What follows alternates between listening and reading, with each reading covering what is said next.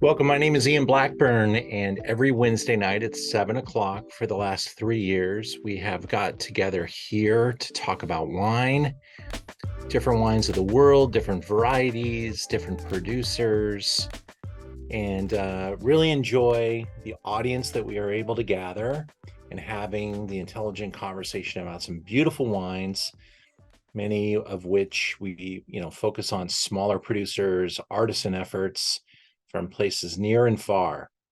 And tonight we're going to be talking about wines of South Africa. And I've put together a really nice presentation where we're going to be tasting some, not just, I guess during the pandemic, I really felt for the South African wine industry. It was it was a mess. South African government made it impossible to buy wine in South Africa, so the South African producers had to rely on the export market. Their currency crashed. It was a really bad scene, and that currency hasn't recovered. The rand is at all-time lows, and things have really been tough on these wine entrepreneurs. So we sold a lot of different wines that we could get, we thought were decent value. And I still think that dollar for dollar, the wines from South Africa really are competing for some of the best values on the planet. And tonight we're going to focus on some of their better efforts, better wines, not just the least expensive wines that you see in the marketplace, but these are, honestly, every wine that we're going to taste tonight is a contender for a top Wine Spectator top 100, and many of them have actually been featured in the top 100. I think you're going to love the wines. I'm not sure how many of you have ever been to South Africa, but it is a really an amazing place to visit. Particularly amazing how far away it is. It's not the easiest place to get to. The flight's obviously very long and made a little bit longer because usually you have to fly through Atlanta, or if you're lucky, you fly through Atlanta, but most people fly through London, and it could take a very long time to get there. It's a big country where they make a lot of wine. There's a small population. The origins of the wine industry, though, obviously this was a huge market going back into the trade routes. And when Europe couldn't make enough wine to keep up with demand, they went to South Africa first. South Africa was a source of wine for Europe. And honestly, how some of these styles kind of evolved, because they had so much sunshine. They almost had like a California problem where the fruit would get riper than the customers wanted it to. So they did a lot of different things to kind of knock it down, and really kind of bend the wines towards the European palate. Those days are over. Today, the continent's making some truly beautiful expressions, keeping the purity, keeping their freshness, focusing on their amazing climate. Obviously the ocean influence is amazing. They've got great minerality, and from an industry standpoint, this is a place that can really supply some amazing wine for the price, and that continues to today. The grape varieties that are most famous: Chardonnay, Chenin, Blanc, Pinotage, Cabernet Sauvignon, Shiraz. But you can make pretty much anything down in South Africa. If they want to grow the grape, they can grow it very well. I do kind of play in the lines of finding wines that are probably inside of these primary grape varieties, but I do get presented with some interesting options for some other varietals that I think have great potential. But I've always sold a lot of Sauvignon Blanc from South Africa, one of my favorite places for Sauvignon Blanc. And I just think that South Africa can do so many different things very, very well. Tonight we're going to taste 6 wines, and the flight starts off with and we're going to taste 3 of the 6 from this producer, Hamilton Russell. This is a really important producer, and I think the quality approach that Hamilton Russell took from the very beginning days has served them very well. I think they are amongst the most respected producers in South Africa. I know that they are quite highly thought of, not only from the press, but they're very well distributed to top restaurants. And again, the value proposition that we're going to see here is just tremendous. So this is called Southern Rite. It's Sauvignon Blanc, South Africa, 2021. Walker Bay is our origin. And Walker Bay has its own really interesting exposure. It is, I feel like this is on the wrong spot. It's down here, just a little bit further, right here in this little area, in this ebb. And it's got kind of a really neat view. Let me just correct that a little bit. We're here. And they're on the ocean. And they've got this amazing slope and this, I mean, literally just a hill away from the sand. And so they're right on the ocean in Walker Bay, and has some fantastic exposures, great views. It's a beautiful winery. And they've got a fantastic team there to make some awesome wine. This is wine number 1. I hope it's in your glass and you can taste it with me. Anthony Hamilton Russell started in 1994, and we're going to taste some other wines that just say Hamilton Russell on them, but this one says Southern Rite, and that's definitely referring to their position with the Southern Rite whales, and they can see them in Walker Bay, kind of being able to see them breach. That's the word I was trying to look for. They breach the waters right off of their winery. You could see them out in the ocean. So these are named after the whales that are there in the bay, in Walker Bay. The property sits at about 1,100 acres. And I don't know percentage-wise Sauvignon Blanc as far as production goes, but in my store, it's over half of what I'm selling, because the price point is just so phenomenal for the quality and the price. And I really think the style, it has a wonderful foot in both the old world and the new world. I get some really nice, fresh lemon, lime, citrus, a little kiss of jalapeno. And I think this just has a really fun aspect to it. The acidity, super high, really refreshing, and people really enjoy this wine once they give it a shot. Restaurants that pour it have great success as well.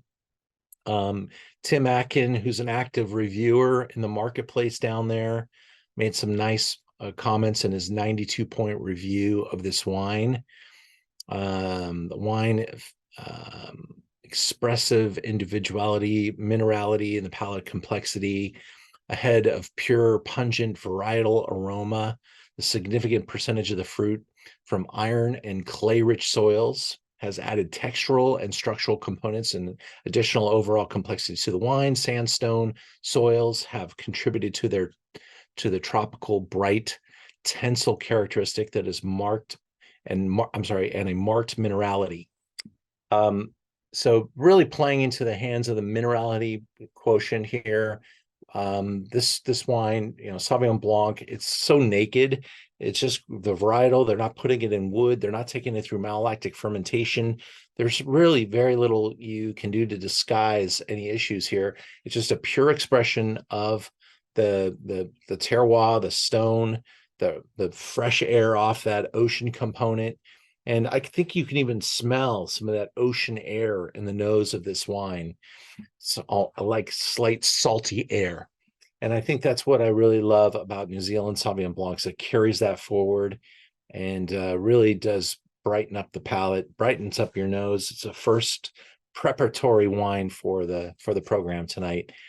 And let's just take a couple more pictures in here so you can see the property, the hill, the water reserve. Just over the hill is the ocean. So they're protected from direct ocean air, the winds, etc., because of their that hillside. And as you go on down the other side, you're going straight down to the water. So they're right there. And here he is walking through the vineyards. They've gone through trials and tribulations over the past 30-ish years. He once planted the vineyard too tightly, wasn't giving him any fruit, things wouldn't grow. It's pretty cool there. And it took, so instead of 3, 4, 5 years to start bearing fruit, some of these vines were struggling so hard. 6, 7 years in, they still hadn't borne fruit. So I know that he's had to replant parts of the vineyard, change some ideas around a little bit, and potentially the Sauvignon Blanc has even taken some new vineyards into his belt, because when he started way back when, Sauvignon Blanc wasn't a big part of the program. I think he was buying fruit to make that wine, and that's why he's got the estate wines that we're going to taste later, and then the Southern Rite wines may just be all from purchased fruit or partly purchased fruit, but I'm sure he's done well enough to be able to acquire or grow some additional Sauvignon Blanc himself.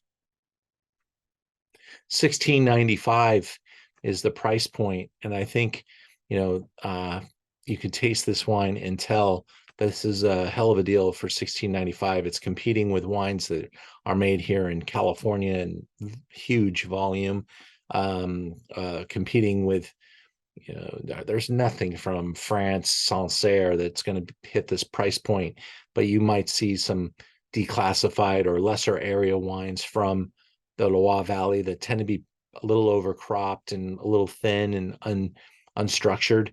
There's nothing lacking in this wine. It's got great balance and great style, wonderful freshness, and I think it's a winner, and it has received some very nice accolades. And I'll continue to just plow through this wine. We're selling this at a great clip, and there's not a lot of it distributed, which is kind of surprising to me, to see how few people are embracing this wine. But there are so many choices. You kind of got to pick and choose what you're going to be good at here. And so I just enjoy turning people on to Anthony Hamilton Russell. I did get a chance to go down to South Africa back in 2001 when one of my best friends was married in South Africa, and I was able to make some time for myself to go and visit a couple of wineries, and this is one of the places I got to visit. So it's got a little bit of an impartiality to me, because I have met this gentleman and I have toured the vineyard, and I do have great respect for what's going on there. Also, one of my mentors when I was studying for the MW was a consultant here as well, and just told me how great the vineyards and the place is that the region just gives you so much to work with. You really have to work hard to mess it up, especially when you're set up like Anthony Hamilton. And so this is something that I think we can all look forward to for years to come, being a really nice value. And I hope that you'll go around and look for that wine and ask some people about it, and maybe turn some people onto it, because we want those good guys to survive. And I think that the price point shows that they still need some business and they want to grow, because otherwise they could take some price and price that up probably where it should be. Napa Valley has a hard time selling us a Sauvignon Blanc under $30 a bottle. There's very few. Some of the ones that you might be thinking were $30 are now 40 and going towards 50. And the Napa Valley style is actually edging towards $100 bottles, so they can go into parity with Sauv Blanc and Cabernet, kind of hitting that $100 price point, because that's the cost of the land, the labor, all that stuff. They want to have that kind of parity. You don't like to have a Sauvignon Blanc for $25 and a Cabernet for $125. That just doesn't work. So the wineries are taking that approach. In South Africa, they still need customers. They still need people to respect the power and the quotient of this place, and certainly price point will help them with some discovery. But I just think that the price probably needs to be reflective of the quality, and I'm pretty safe in saying that the price is well ahead of quality at this point. Any comments, questions? Kent, I saw your comment. Thank you so much. Yeah, salty air for sure. Please use the chat box. Ask any questions you have. Make any comments you want. I'll really enjoy sharing those with you.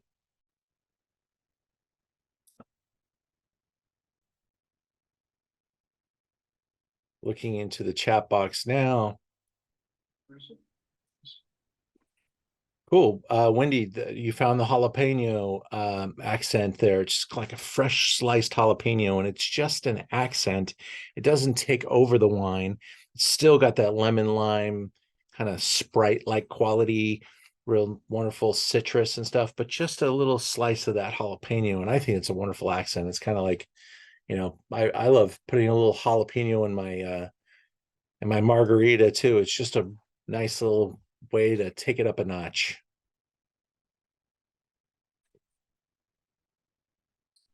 All right, we're going to go into wine number 2. Keep things moving along here pretty briskly tonight. Got a big show tomorrow. Tomorrow's my Stars of Cabernet at the Four Seasons in Beverly Hills. We've got 35 wineries, and the event is almost sold out. So I'm really excited about it. And I'm really hoping all of our producers can get into LA in a nice fashion. They're flying down from all over the place and coming in to see us at the Four Seasons in Beverly Hills tomorrow night. It's going to be a big night, a long day for me and my team.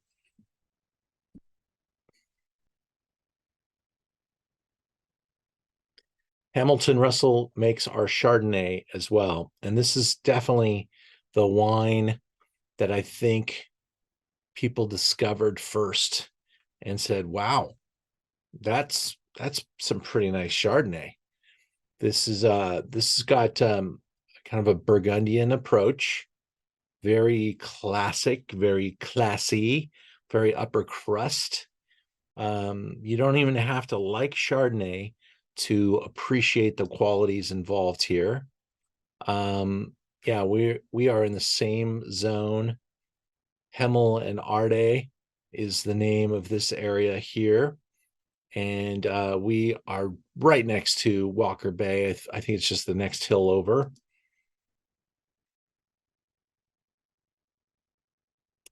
And we've talked about the winery Hamilton Russell. Here's another great shot. This is down in the cellar. And the subterranean cellar, beautiful, nice, humid, and barrel room. Got a little tasting table there. Chardonnay celebrates that, perfect nose of Chardonnay that is kind of described with pear and green apple, a little citrusy, kind of maybe even citrus zest here. You have great minerality, giving you really good tension in the wine. It's not as hard to like as some young Burgundies. It's not as rich and as open and as exposed and as ripe, not as round and vanilla-y as a California Chardonnay. I think it's just kind of right in the middle where it should be, a nice differential. Kind of meet us halfway between Burgundy And I think that's where South Africa can really strive, and find fans on both sides of the fence. Maybe make it a little easier for people to taste and feel and appreciate some acidity, because this has it, but it's still got that textural, weighty, round accent here. The nose, James Suckling gave it. I always love his reviews. Cedar, grapefruit, lemon rind. See, he said lemon rind. Uh, yeah, I'm definitely in that same character. I love the. It kind of takes me back to my days as being a bartender when I used to. I was thinking of the orange peel as I shave the orange peel for like an old fashioned or a Negroni. Sometimes we even light a lighter and really get those oils going on the orange peel. Some of that kind of captures my imagination a little bit. Apricot stones and tarragon. Salted butter. Salted butter. That's kind of cool, because you do still have that freshness from the ocean, that salty air. It's medium to full bodied, delicious, saline, and creamy, with a long and extended finish, because that persistence of the acidity just carries it for a nice long time. What do you think? Anybody want to comment?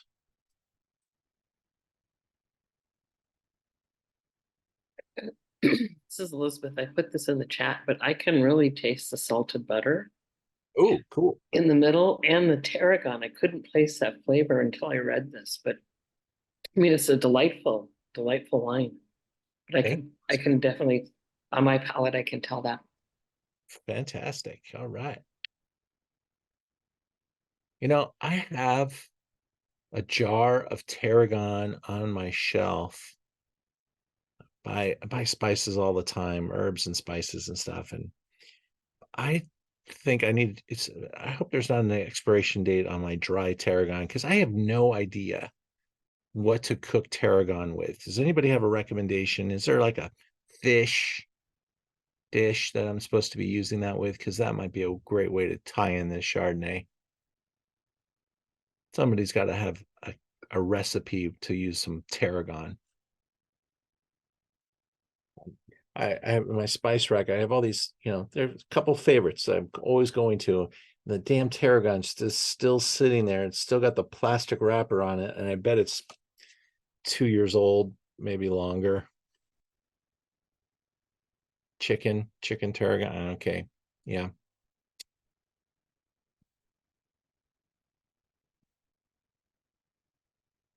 I'll give it a shot.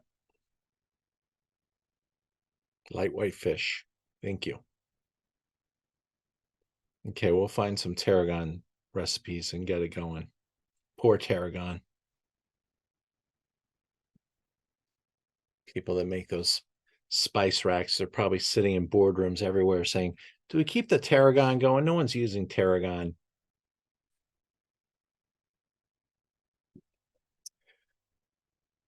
Beautiful facility. Just really an amazing surrounding.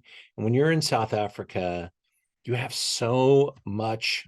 I mean, the natural resources are so abundant, and you have so much surrounding you, with the mountains and the beaches and the ocean. And I'm talking about like major ocean influences. We're talking about, killer whales and sea lions and penguins.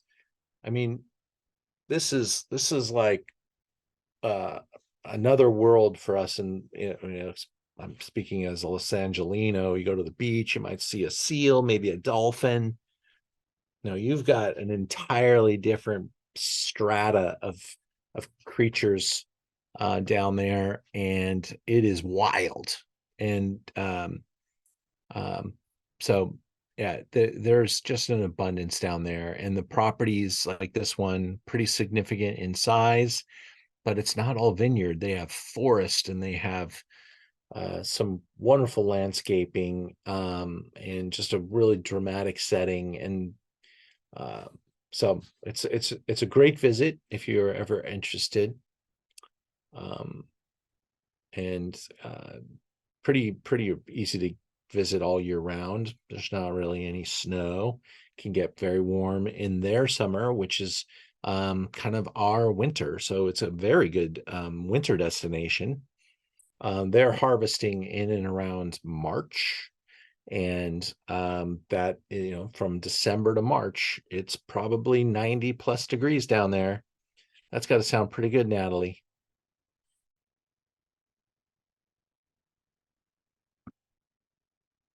How cold is it in your home tonight, Natalie? I think you're talking with somebody else, but I can see you there. How are your temps, Natalie?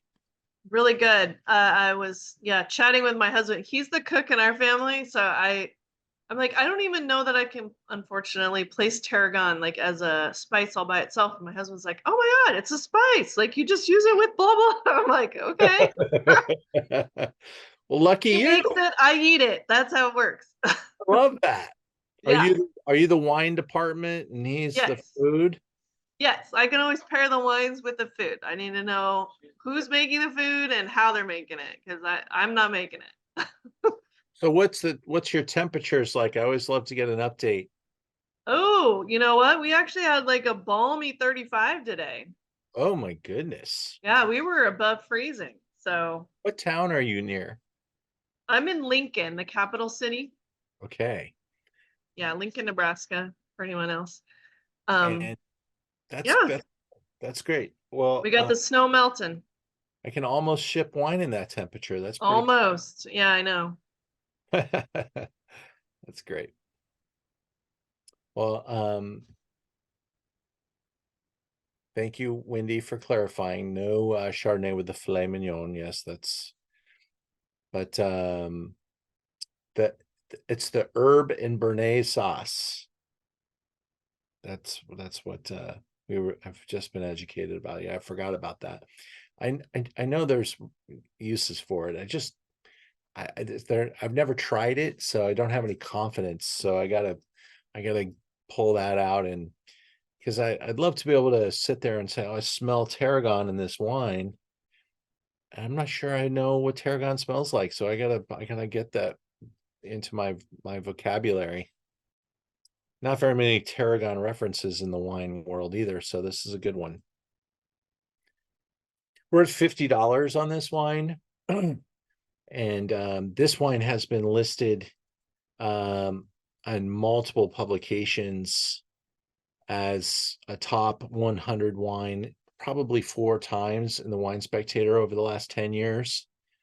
It's every year, just to forget about it. Don't worry about vintages. It's kind of like California down there in South Africa. There's just really solid vintage after vintage, not a lot of variation. One year he might get 94, 95, 96, the next year 94, 93. So it's very consistent, very consistent.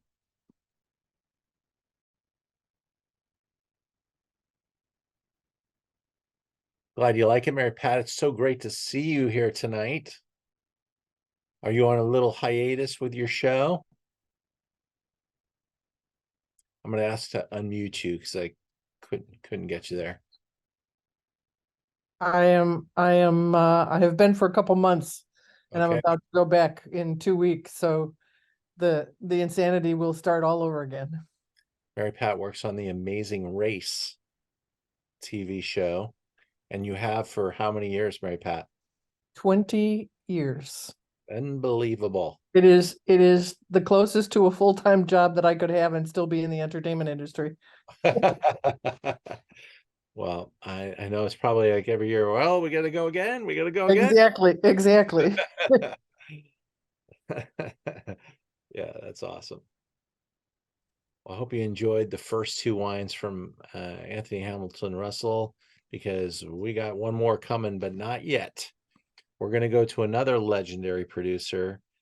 And this is I think if you asked 100 wine experts to name one of the most famous Chenin Blancs. Well, let's say, make it easy, the most famous Chenin Blanc in South Africa, this has got to be in the top 5. And I'm sure there's a couple people that maybe would pick something even more esoteric, but this is actually pretty important because this is a wine that does actually get out of South Africa and gets into a lot of different places. The producer is Ken Forrester. He's on the larger side and makes a lot of very affordable low-end Chenin Blanc that is a great ambassador for South Africa. This is not that wine. This is FMC. Not sure I'm allowed to say what that stands for on the internet, but it is what you think it means. It is special because it's coming from Stellenbosch, Chenin. He allows some of it to get botrytis. It's got just a really amazing character to it. And he is the leading expert on Chenin Blanc for sure. And probably the best-selling Chenin Blanc as a total production side, like larger selling Chenin Blanc producer. But this is his best. And it really pushes Chenin to a very ultra high level.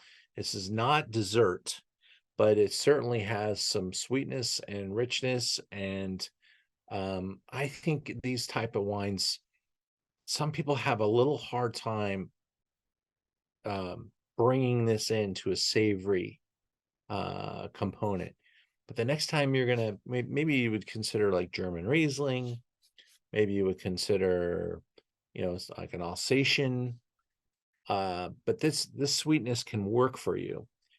Curry, Indian food, Asian food, mussels with curry. This cheeses. Oh, this is like so amazing with charcuterie. I like taking a bottle like this to a party because you can almost be guaranteed no one else is going to be bringing a wine like this. It's a little sad to me, but this is why a lot of people don't drink wine, because big reds are for a lot of people. People love their big reds. And I have been very I understand that most people drink like 3 bottles of red for every 1 bottle of white. I am a little bit of a contrarian. So I make red wine, but I drink 3 bottles of white to every 1 bottle of red. I honestly do. And when I get home and I want a little sip, I'm not going straight for a red wine. I'm going to, maybe bring that in if it's the right type of food, but I'm thirsty for something with great acidity, with some wonderful freshness to wake up my senses, kind of knock out the day.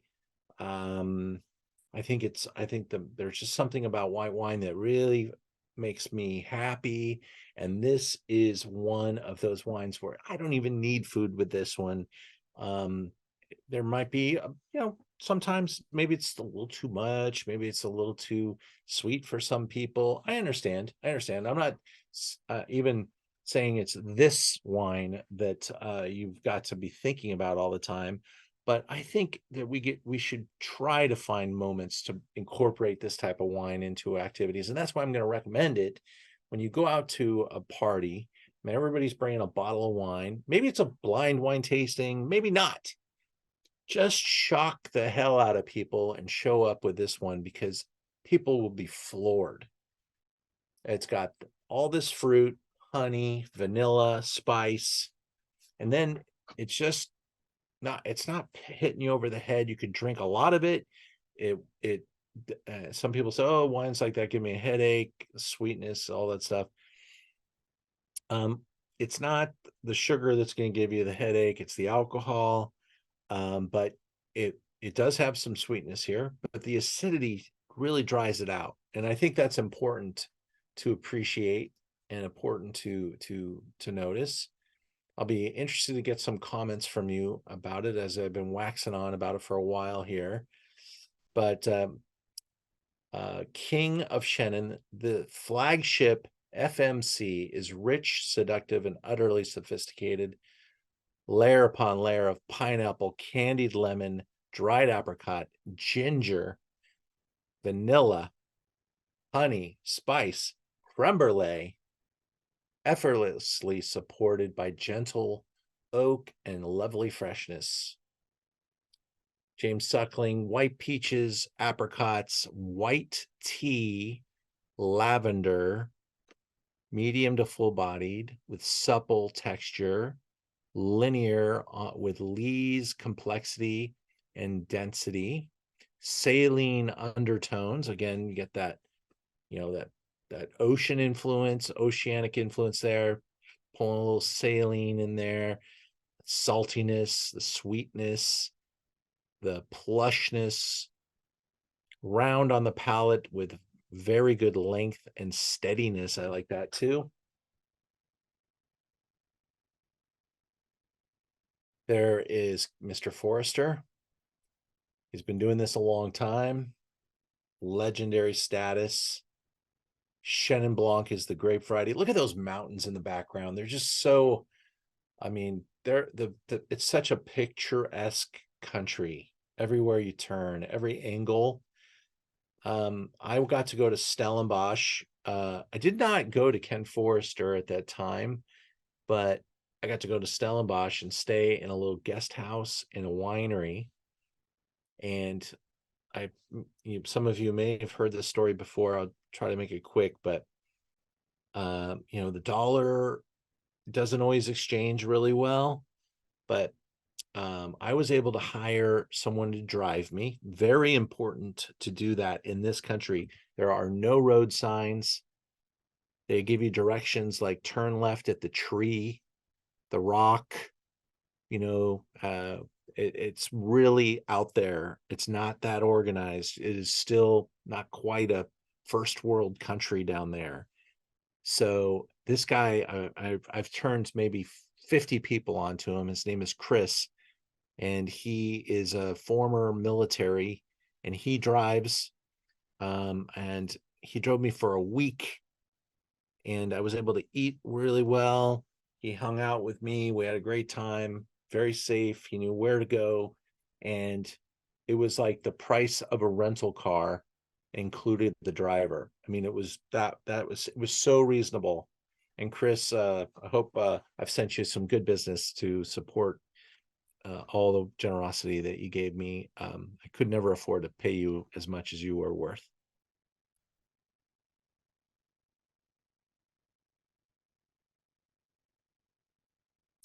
Also, the ethos of South Africa, they're really into sustainability. And you're very certain to get something that, commercially is very viable, and really in line with what the future of wines is all about: sustainability, regenerative farming, and really kind of keeping the earth happy that we are making wine. This is $70 a bottle, so it is a little bit more aspirational. It is, though, like I've told someone earlier today, when you can spend 50, 60, $70 and drink the very best wine of its kind, that's a great value. Some parts of the world, you have to spend hundreds, thousands, tens of thousands to get the very best of its kind. And this is at the top of the food chain in the Chenin Blanc, in the South African Chenin Blanc world for sure, but in the Chenin Blanc universe, this is up there. Did I convince anybody? I hope you enjoyed that. I don't see. Very unexpected. Cool. I love that. yeah, if we all expect things all the time, that's no fun.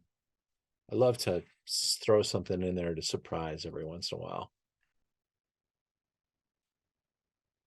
We go back to Hamilton Russell for a third and final wine tonight. This is the Pinot Noir. So, they're making the Chardonnay and the Pinot in the same site. And same winery, same facility, same great family. There he is. They are living a good life.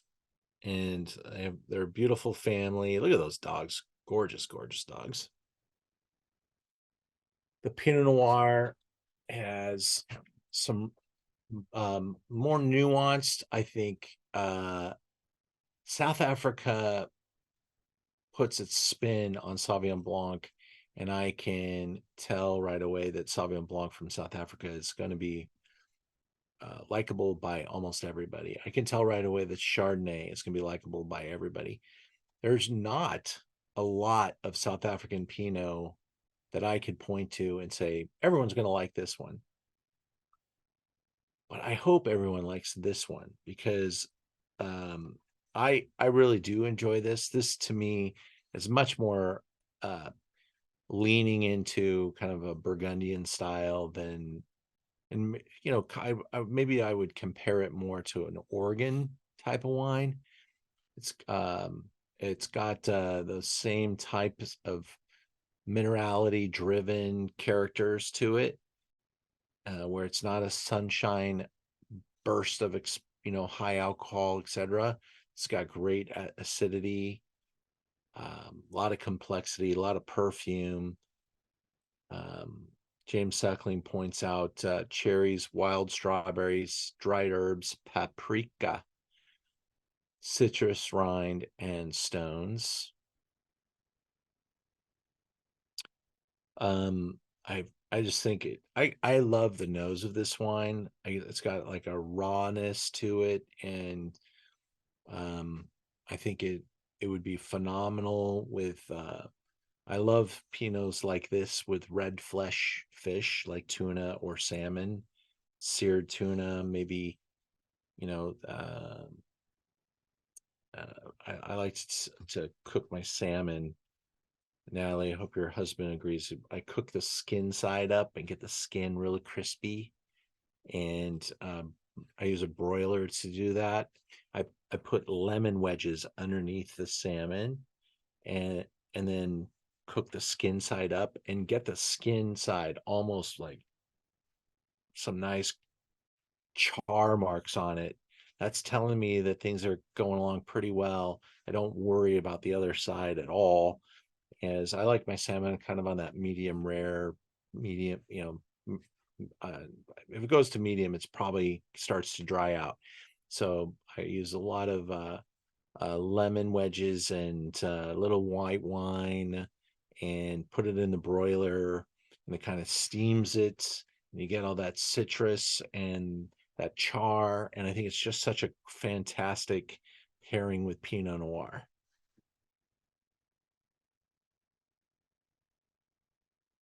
He was saying we definitely love the lemon with salmon, but he's never done it upside down before. He always just kind of uses it more like a plate, I guess, in that, you take the salmon off of it and we throw the skin away. So we'll have to try it your Oh, way. cool. Yeah, no, and you know what? That the skin, when it's charred like that, you can actually eat it. It's very tasty. And yeah, give it a shot. Give it a shot. Tell me what you think. Okay. I just cook it skin side up and let the citrus kind of steam the salmon while the char is cooking it from the top down, and put that in the broiler. Just it takes minutes too. Okay. All right. We have a new mission. Give it a shot.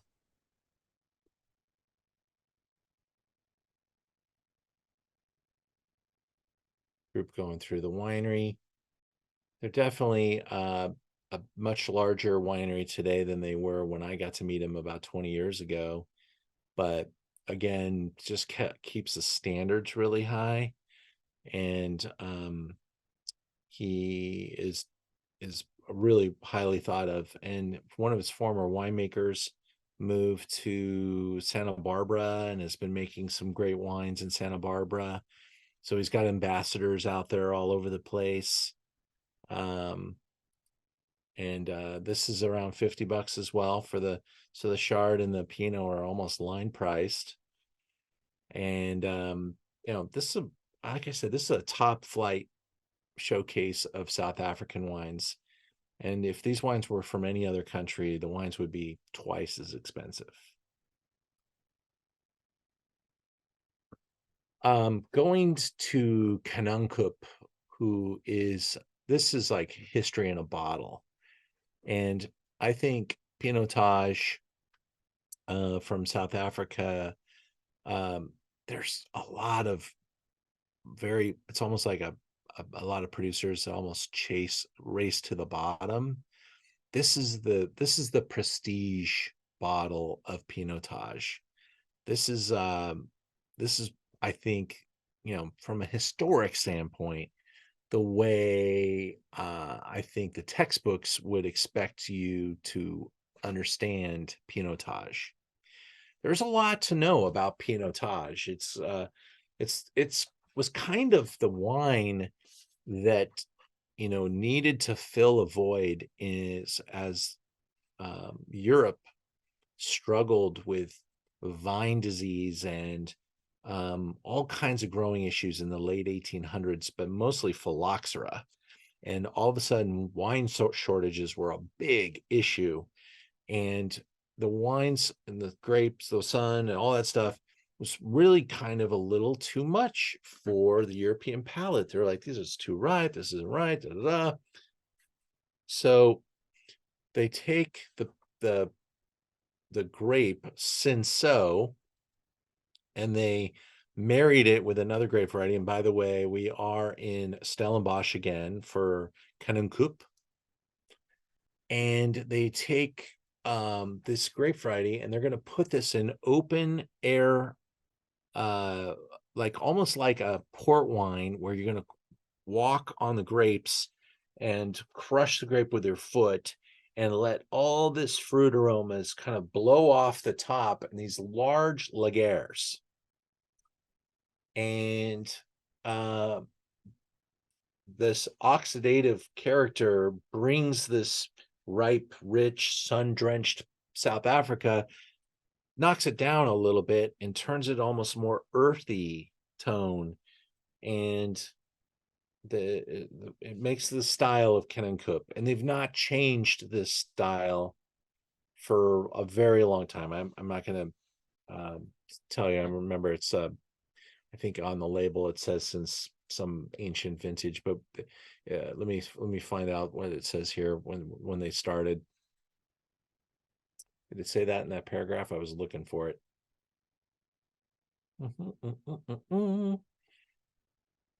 I'll find out the start date of Kanonkop. Get the bottle right here.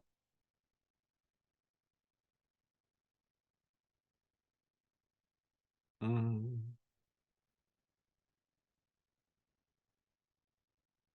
not sure why they're not celebrating their historical sense, but I think they were started in the 1700s.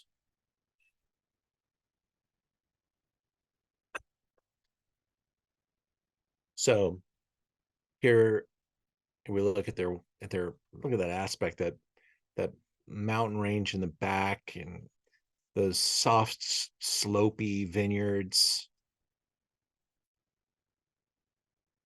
The wine is basically a Pinot, Cinsault and Pinot Noir are the two grape varieties that they married together to create Pinotage. That maybe Pinot Noir wasn't responding well enough, it wasn't hardy enough. Cinsault, I'm not sure how it got picked, but the combination created this very unique grape variety, planted hundreds of years ago, done with this oxidative styling, created the market for Pinotage. It literally was created for a marketplace, and became a very big deal, became a big part. I mean, literally 25 years ago, you ask somebody one wine that comes out of South Africa, Pinotage. That was the answer. But how many Pinotages have you thought to buy and drink in the last couple of years? Not many people, unless you're hanging around with us, have probably thought of Pinotage very often. I have a couple on our site. In fact, one of my best-selling wines of all time is a Pinotage Rosé that we sell as well. It's very fun. But this particular wine is on the higher end side of Pinotage. And I think a lot of people get introduced to Pinotage because it's such a banging value. And then you forget about the legend here. So this is why I kind of wanted to do this program, to kind of remind people of some of these legendary wines, what South Africa is really capable of, because I'm sure they love the volume that the low end wines, people say, wow, South Africa, a lot of wine for the money. But now we're talking about a good amount of money for a best of breed wine on the planet. And that's kind of the emphasis of the wines that we're tasting tonight. This is $44.95 for the Kanonkop. And I think we started talking about the nose of this wine, but I want to go back to that now. 18 vintage, comes from vines that are 65 years old, cropped at 5 tons per hectare. So that's about 2 tons per acre, and raised for 16 months in 80% new oak, 20% second fill. So keep the oak program really young, really impactful.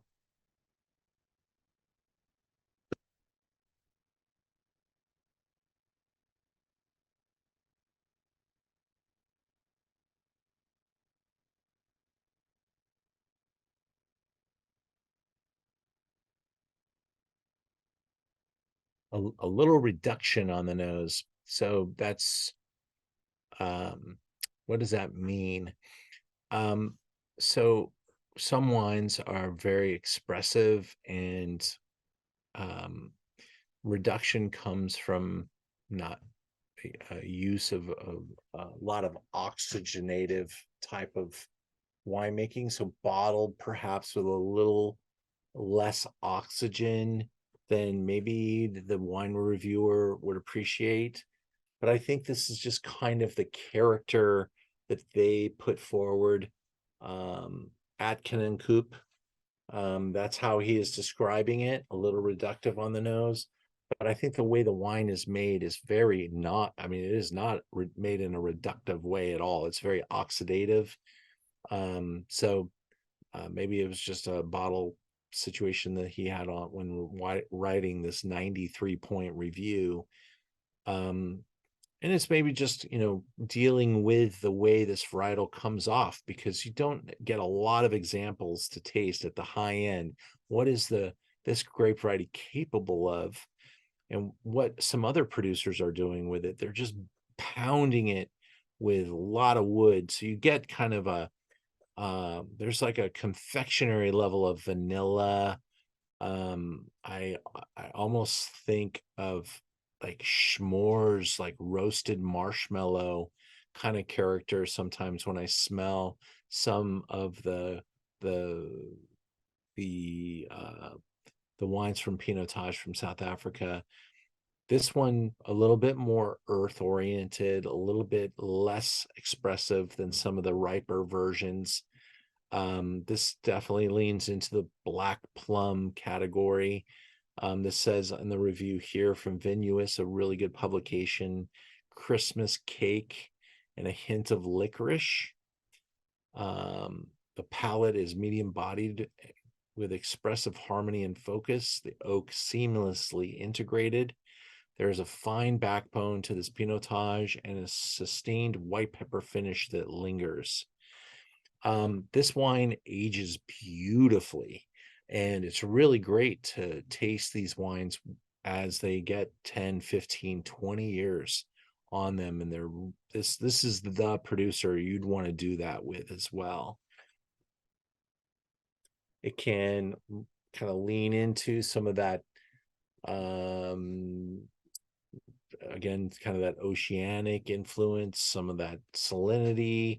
You can see the acidity profile, as you're tasting that, you can feel the length, that nice, fine, refined kind of finish to the wine. It's definitely elevated.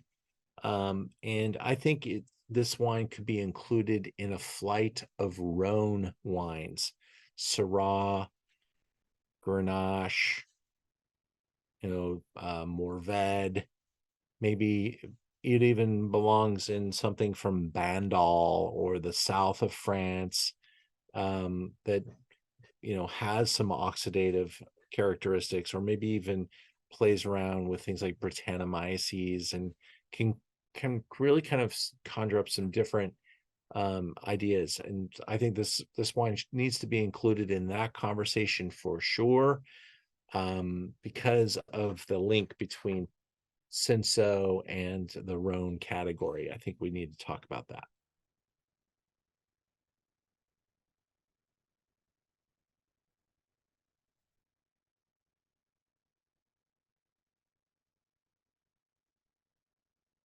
Very plummy and defined tannins.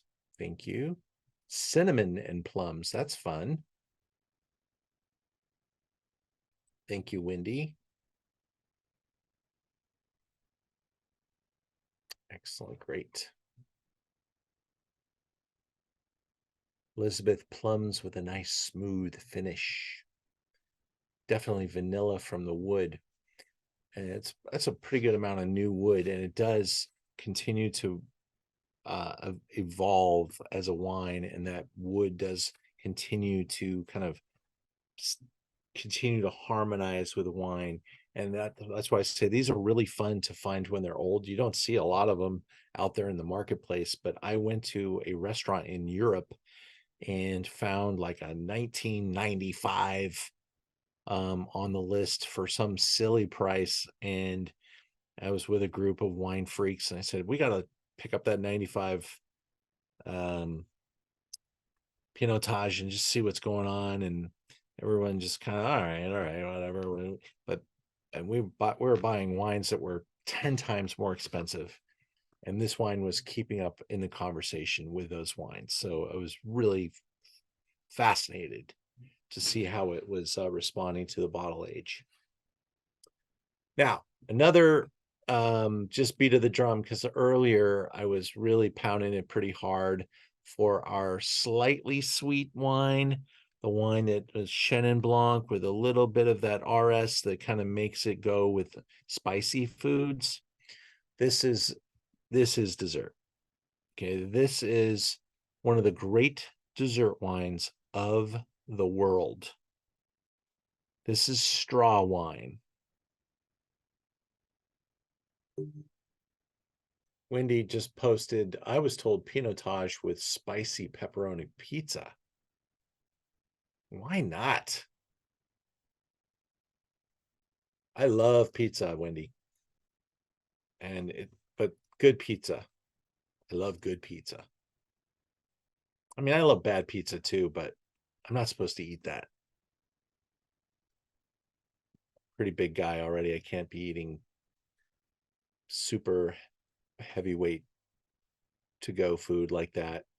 But a really nice pizza, I love it. It's great.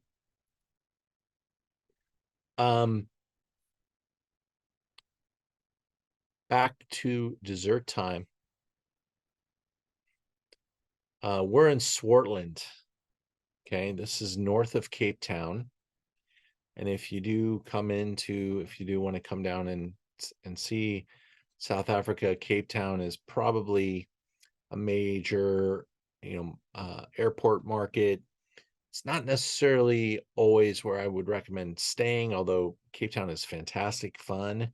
There are good and bad parts of Cape Town. Bad news always hits, a city like that. People think it may be a little bit dangerous, but it's a very nice place to visit. And certainly out in wine country, it's very safe, very beautiful. You know, the stars and the sky and it's just the backdrop. There's nobody out there. You're going to be safe out there, but it's always nice to have somebody drive you because you have no idea where you're going. And GPS has gotten a lot better. I think back then it was like a triptych I had to take.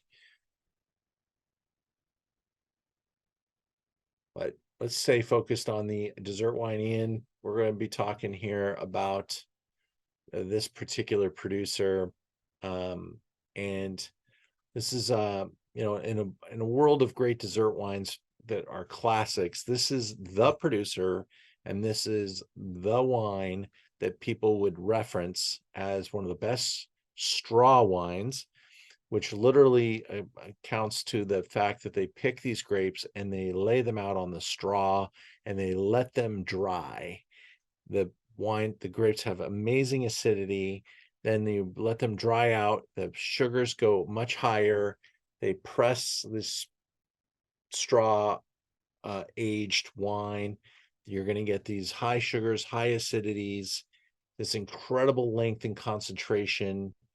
And the nose is like a perfume. The mouth is like just continues to roll out layer after layer of this exotic, dried and juicy, chewy fruit.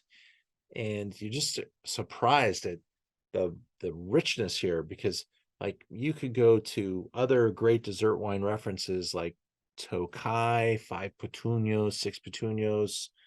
You could go to Sauternes.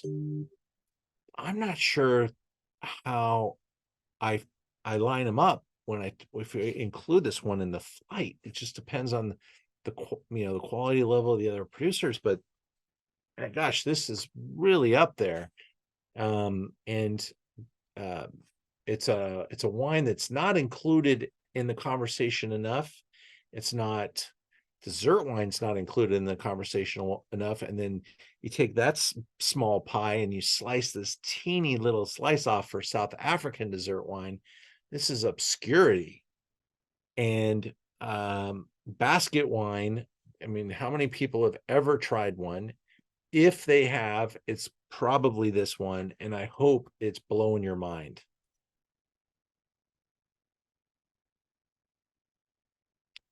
Typically gorgeous bouquet of dried honey, quince, tangerine, touches of candle wax, displaying the useful, wonderful, delineated, and displaying the usual, wonderful, delineated, and freshness.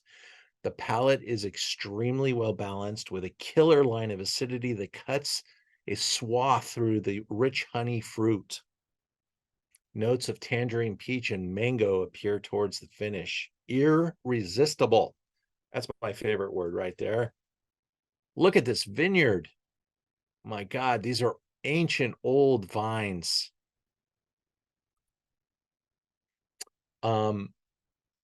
Watch this beautiful viscous gold wine reflect the light as you swirl your glass. This fleshy yet focused sweet wine evolves notes of Cape gooseberry compote and dried apricots with enticing marmalade, marzipan, and honey aromas. The complex layers of intense mouthfeel are balanced by the granitic freshness, so grown in granite, reminiscent of wines grown in the ancient soils, best served chilled. This is like the benchmark basket wine, the benchmark dessert wine of South Africa, and really needs to be high raised up, and it's up to you guys. $50 for a half bottle. It is best of class. It is one of the great wines of the world, and it is the benchmark producer. So it would be about $100 a full bottle. I've never seen a full bottle of this wine. It's always in a half bottle. You don't need a lot of it. Once you open a bottle like this, it's probably good for about 7, 8, 10 days.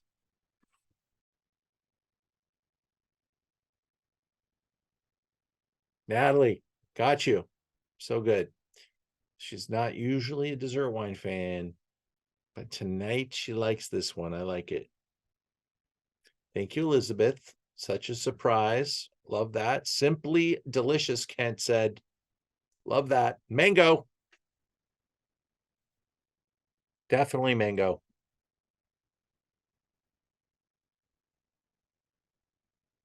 Chenin is the primary grape variety here for sure, but they do leave it open for some other grape varieties, probably looking for botrytis.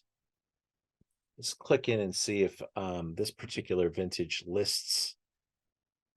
Yeah, Chenin Blanc, 100%.